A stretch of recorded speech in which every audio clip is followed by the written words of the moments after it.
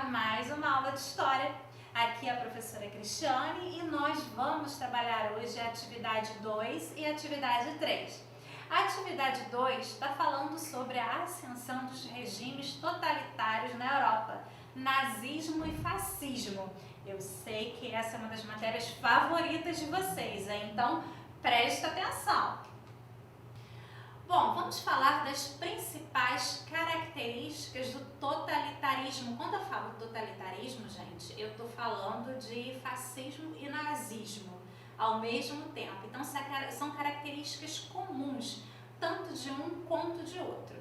Então, para não escrever nazismo e fascismo, nós usamos o termo técnico, que é totalitarismo. Então, o que a gente tem aqui em comum em todos eles?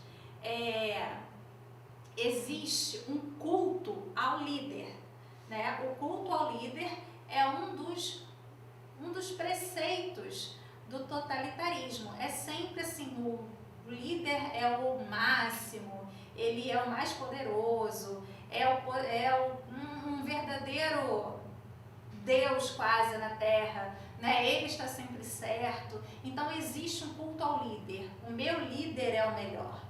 Depois a gente tem uma noção de raça superior, né? As pessoas, elas se consideram melhores do que as outras que não seguem esse líder. Reconhecem, acham que o seu país, ele é melhor do que o outro, que eles são, né, uma raça realmente superior. Depois aí a gente tem, que é muito parecido, que é o nacionalismo exacerbado, quando aumenta, né, essa noção de nacionalismo, quando as pessoas elas se acham como pertencentes a essa nação melhores do que outras nações, que a sua nação é superior. Enquanto a raça superior, ela faz referência ao indivíduo, o nacionalismo faz referência à sua nação, ao seu país como sendo superior ao outro. Existe também a criação de um inimigo comum. O fascismo, ele sempre vai eleger um inimigo comum. O perigo é o comunismo, o perigo são os judeus, o perigo existe um inimigo comum, que vai ser eleito. Quase sempre são os mesmos, tá? Também uma militarização do governo. Esse governo começa a se cercar de militares e a população começa a se militarizar também, a usar uniformes, a marchar, né, a ter uma atitude muito semelhante à dos militares. Também a gente vai ter a censura.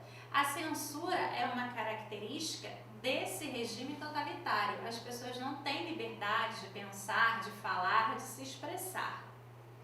Também existe o uso do terror. O terror, ele é muito comum, né? Fazer com que o inimigo obedeça pelo medo de ser capturado, pelo medo dos campos de concentração, pelo medo da perseguição, né? Que ocorre junto com a censura.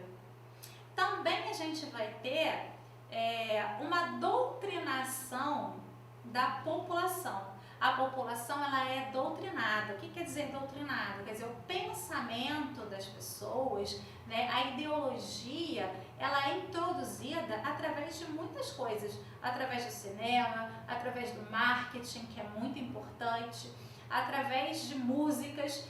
Ela vai sendo incorporada na mente das pessoas para que elas considerem o totalitarismo como algo normal, algo comum.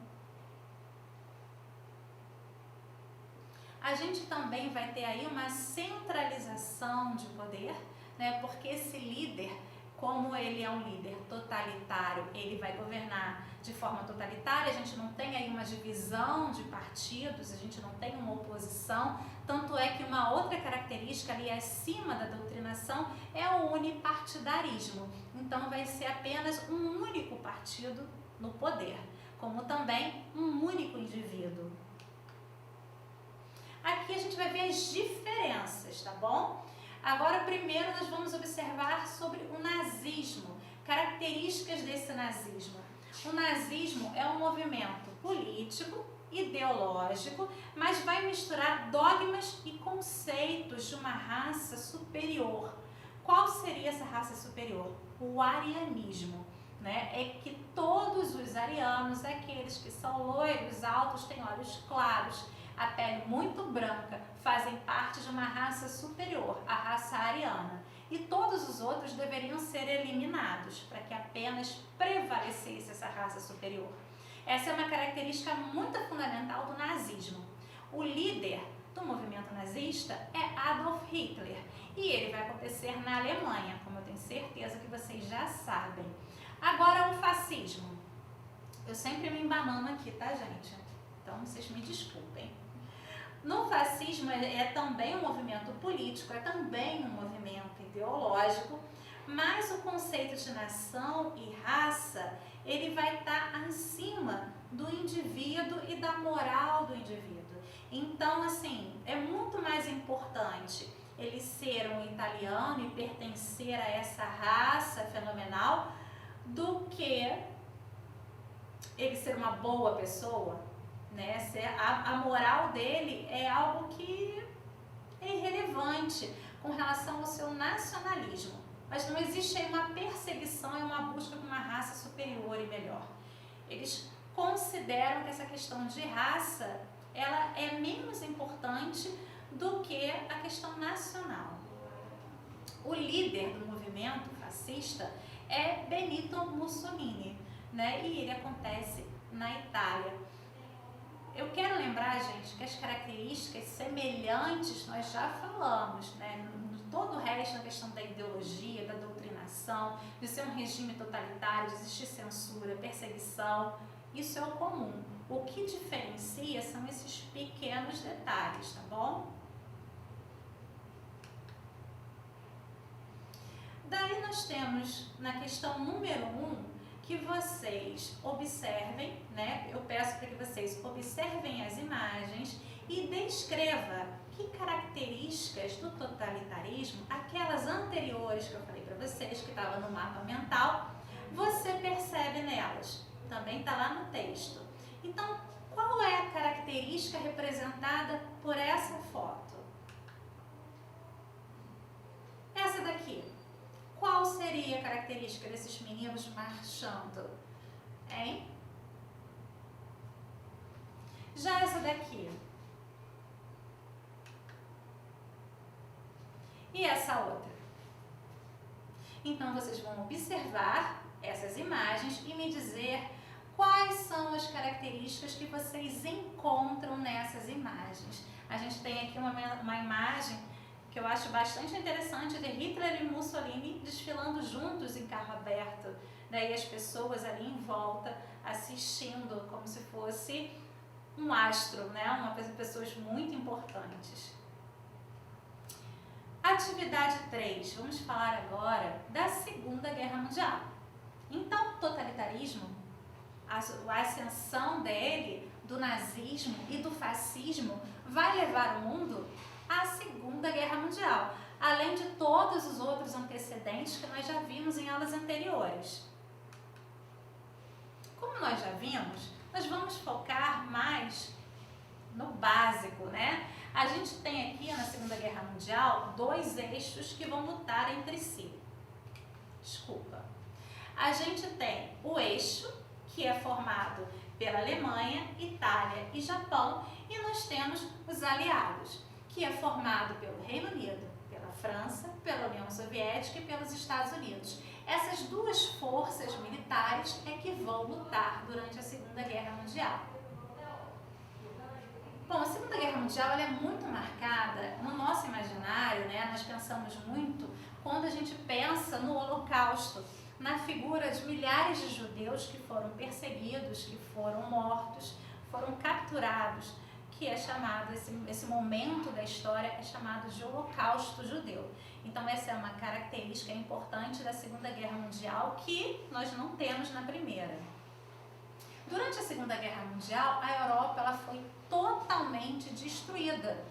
Nós temos aqui imagens que mostram, né, um cenário desolador, 3 crianças muito tristes, sentadas aqui à beira de um prédio completamente demolido, após uma ação militar.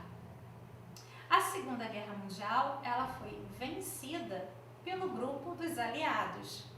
Nós temos aqui duas imagens que são muito emblemáticas, que é os Estados Unidos, vencendo, chegando ali, derrotando seus inimigos, ele levanta a bandeira dos Estados Unidos, e também quando os russos chegam na cidade de Berlim e vão hastear aí a bandeira da União Soviética. Lembrando que são os russos que chegam primeiro, na Alemanha, e que derrotam os nazistas. E a bandeira soviética aí é levantada. Nesses dois quadros, a gente vai deixar aqui para vocês, um adiantado aí da próxima aula, em que nós vamos começar a falar sobre a Guerra Fria. Então, nesse contexto, com essas duas bandeiras, a gente vê emergir da Segunda Guerra Mundial duas potências, Estados Unidos e União Soviética. E nós temos uma questão no final, que fala sobre a Segunda Guerra Mundial. Essa questão, ela traz um pequeno trecho do diário de Anne Frank.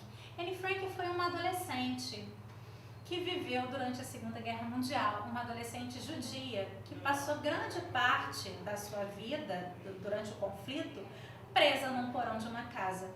E aí ela escrevia nos seus diários muito dos seus conflitos e das coisas que ela vivia. Então eu peço para vocês, nessa atividade, que vocês leiam parte dos trechos que foram destacados e respondam as questões, tá bom? Um beijo e até a nossa próxima aula. Tchau!